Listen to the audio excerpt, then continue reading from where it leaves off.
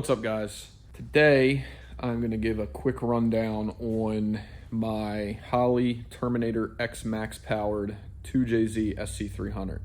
Been getting a couple requests to explain kind of how I did this setup, so I'm going to run you through it. Also, if you guys like the videos that I'm putting out, it would mean a lot if you like and subscribe.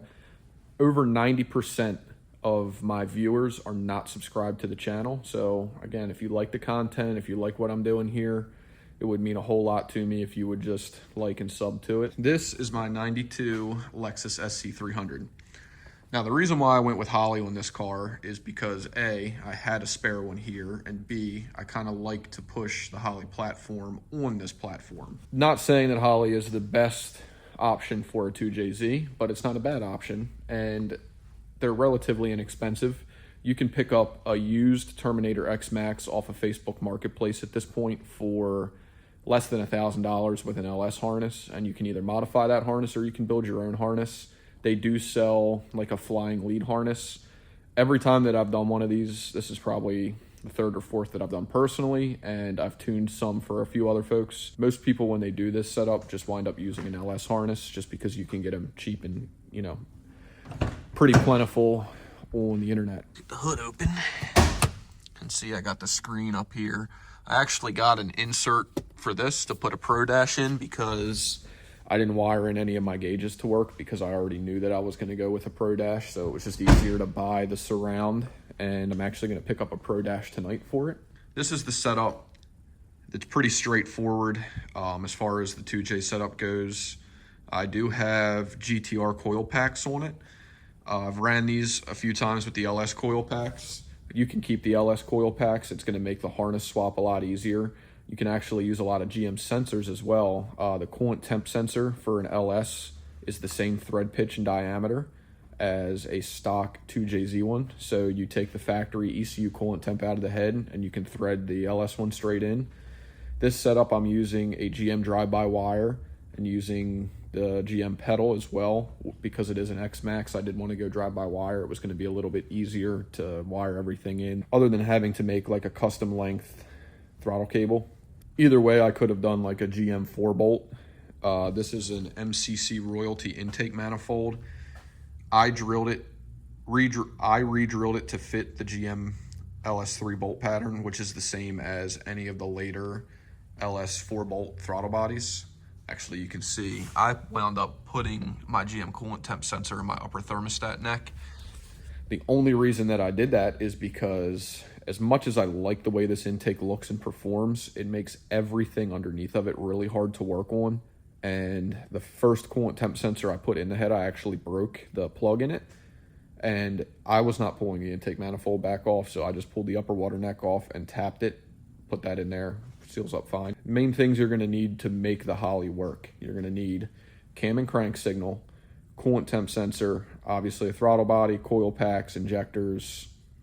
It'll run, you know, with that stuff. Intake air temperature sensor, you know, that's universal. That's not GM or 2JZ specific. I'm trying to think if there's, fuel pressure sensor is universal. All the grounding stuff's universal. It's not like that's specific to LS. What I wound up doing here, and I will put a picture on the screen, is I used a factory GTE oil pump. This is a GE motor, non-turbo factory. Used a factory GTE oil pump for a Supra, and they have a cam sensor location. Factory uses a VR sensor. I've realized that the Holleys prefer the Hall effect sensor, so I picked up Powerhouse Racing makes a Hall effect bolt-in sensor for the factory Hall effect sensor spot in the oil pump. You can't see it here, but again, I'll put the picture up. And then for a cam sensor, which you don't need a cam sensor to run the Holley, you can run it batch fire with just the crank sensor. For a cam sensor, this has Titan 264 turbo cams in it. So with the turbo cams, you have the factory ferrous metal cam sensor triggers on the camshaft itself. So when I had the head apart, because I put springs, retainers, seals, and everything new in this head, I drilled and tapped the head in the location of the forward cam sensor. A lot of the other aftermarket ECUs will use the rear cam sensor. with the Holley setup, just with where it wants to see top dead center and the 1X cam trigger. The front one I have learned works better, but you can actually see that right here. This is a Holley. A lot of people call it a cherry sensor. I think it's an M12 by 1.5 thread pitch. So basically just drill the hole in the head to line up with the cam trigger that's on the camshaft. Tap the hole and then, you know, thread it in, tighten your lock nut down. I used a little bit of the Permatex Blue PTFE sealant. It's meant for hydraulic fittings on like tractors and stuff. I wanted it to seal up really good. I didn't want oil leaking out of it. So I didn't want to just put like RTV on there and run the risk of it getting loose. With having the 36.2 trigger wheel from a VVTi, I also bought from PHR. I bought their billet one because I didn't want it, you know, the teeth flying apart on it. The 1X cam trigger, basically you just set your firing order up and get your tune up together, which I'll show you in a minute. And everything runs and drives very, very well. I like the fueling strategy that Holley uses across all their platforms. Got a really nice VE-based fueling strategy, so it makes tuning a lot easier than using like an old AEM V2. This car actually had an AEM V2 on it, which I fought tooth and nail with a lot of stuff. Injector and coil issues, and it probably wasn't, you know, AEM's fault, but they haven't made a V2 in like 15 years, so the V2 that I had was old, probably had bad drivers in it. I wound up rewiring the LS harness. It comes out in the factory location. I did integrate it with the factory harness that's in this car, so everything works with the key.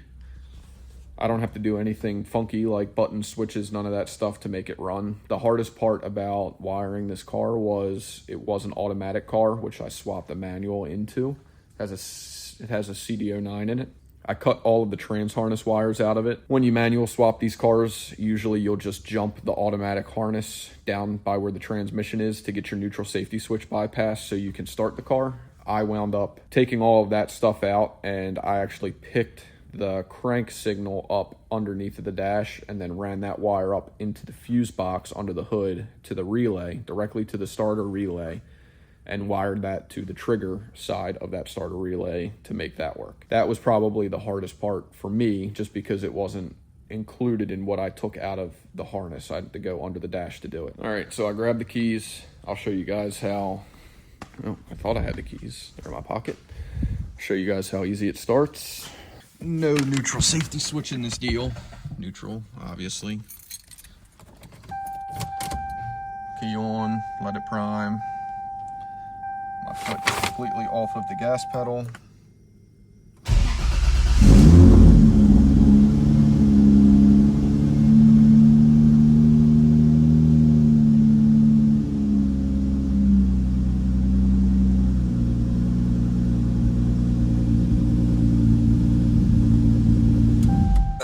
So as you saw, the only working gauge in the gauge cluster is the fuel gauge. Again, I didn't wire anything to the factory gauge cluster because I already knew I wanted to put a Pro Dash in the car. Outside of that, everything, you know, starts and works as it should. Every factory function in the car works.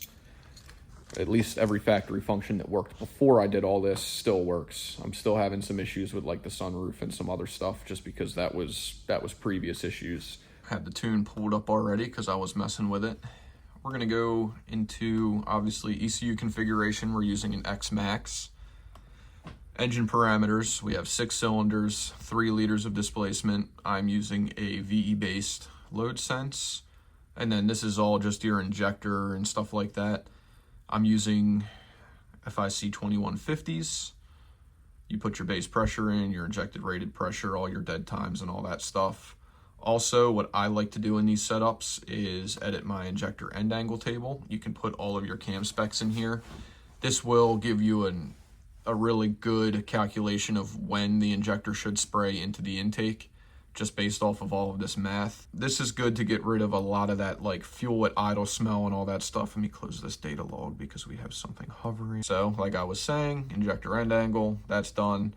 Ignition parameters, this is where you're gonna program what you want to do for making it run the 2J. So the firing order is pretty easy. Once you put in that you're running a 6-cylinder, it's going to say 1, 2, 3, 4, 5, 6. You just drag and reorder these into the firing order that you're using. This will work on any engine. The ECU does not know what engine it's on. Realistically, as long as you have all of your ignition parameters set up correctly, you can run a Terminator XMAX on whatever you want to. It is not locked. I'm using a 36.2. These are the settings that I have used in the past that I know work well for the 2J. Right here, your top dead center tooth number, you're going to wind up counting how many teeth from top dead center. You know, when you line your number 1 piston up where your crank sensor points. On this setup and on the last setup that I did with a 36.2 trigger wheel, we are at top dead center tooth number 16. Holley will tell you that they want you in between 1 and 7. I've found out that it really doesn't tend to make too much of a difference. This inductive delay number, you might have to play around with this on your setup if you wind up doing this. This basically winds up adjusting if you have like a dwell time between when the crankshaft reads it and when it fires the plug. You'll do that when you get everything running and when you lock in and make sure that all of your timing stuff matches. It's going to be a drop down right here. You're going to hit sync static timing. I usually like to lock them in around 15 degrees just to get, you know, it's a good mark on the balancer to show you where you're at. You'll hold the engine at idle first and check your timing. If it's dead on 15, and then you hold the RPM, say around 4,000 or higher, and that timing tends to wander back and forth. I know you can see my reflection in all my hand movements here. If the timing wanders back and forth when you hold the RPM up, you can adjust this inductive delay here higher or lower to kind of dial that in. This setup seemed to be pretty happy right here, so I'm going to leave it right there. And then I'm using a coil and plug setup. I'm not doing wasted spark. You have a whole bunch of options here. Single pulse cam sensor, because that's what we're using. It is a 1X cam sensor. And then this is my dwell time table. This is just a base table that I set up for now. If I start to have issues with, you know, spark blowout at higher boost levels, I'll go back in here and edit this. The GTR coils can take a good bit of dwell. Everything else is pretty straightforward. You're gonna go into your sensor drop down here and program all of your sensors. I'm running a Holley 5-bar for my map sensor, GM coolant temp sensor. Now you don't have to use a GM coolant temp sensor. You can use any coolant temp sensor that you want. There are a couple pre-selected in here. If you have a custom sensor, if you want to use the Toyota one, you can do, you know, custom coolant temp sensor and program the offset in there. Same with the manifold air temperature. I'm using GM. Oil pressure, I'm using a 150 PSI low dollar motorsports sensor. So, you know, custom pressure sensor, put your scaling in.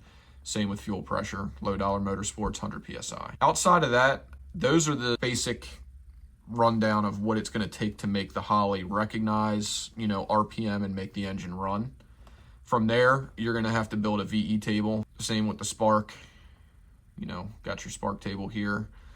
You're going to ignore what's going on there. This is some idle stuff I got going on. From there, you're just going to tune the car. You know, you're going to get into your fuel table, get all that stuff sorted out, target air fuel, stuff like that. All of this stuff is kind of unimportant for, you know, getting the car at least running on it, as long as you have a good base fuel map and your timing is synced and you know where your timing's supposed to be. Also using drive-by-wire parameters. I'm using a LS3. I just use LSX throttle body in the drop down. And then same with all the idle stuff. You want to make sure if you're using a drive-by-wire, you have your things set up right for your idle air control, all your iPark settings, stuff like that. So that is just the basic rundown of how to make the Holley work. If any of you guys are interested more for in-depth tuning on Holley setups on a 2JZ, I can get into that.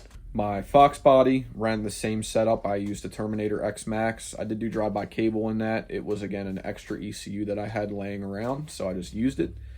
I also had an entire pulled-out harness off of an LS, and it was just easiest for me to use what I had at hand versus going with a different standalone.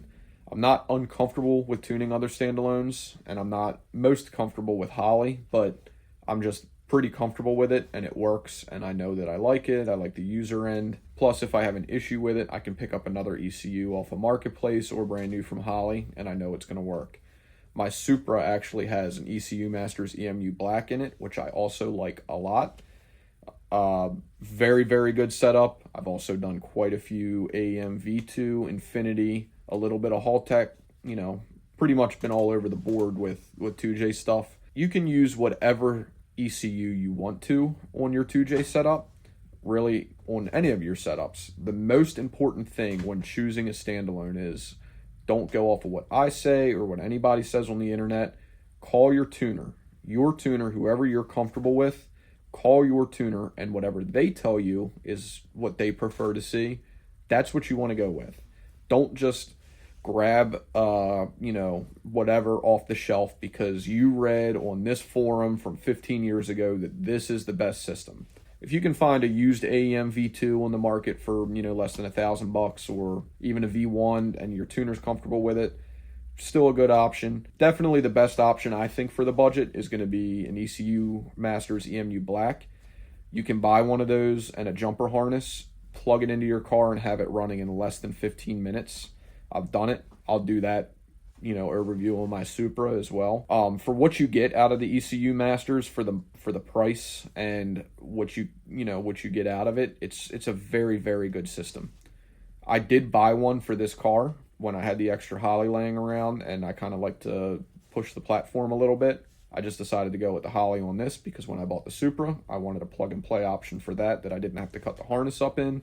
I already had the ECU Masters for it, just plugged it in, went about with my day. I'll put in a couple of videos of me doing pulls in this. If you want to see more with, the actual tuning process when it comes to a 2JZ with the Holley on it, I'll definitely make a video on that if you guys want to see it. So either way, just leave a comment. Let me know what you like, what you don't like. And again, I would really appreciate if you like and subscribed. I feel like a broken record when I'm saying it. I'm really, really enjoying this stuff. Seeing you guys, click and watch makes me feel really good about it. I want to keep bringing you all some content. I want to keep staying motivated with these projects, and this has definitely helped with my motivation level over the last few months. So going to have another update here on the Nova later this week. The video's like 3/4 of the way done. I got a couple more things I want to do with the intercooler piping. I don't want to put out like a half video. I just want to do it all at once. So either way, just stay tuned for that. We'll see you on the next one.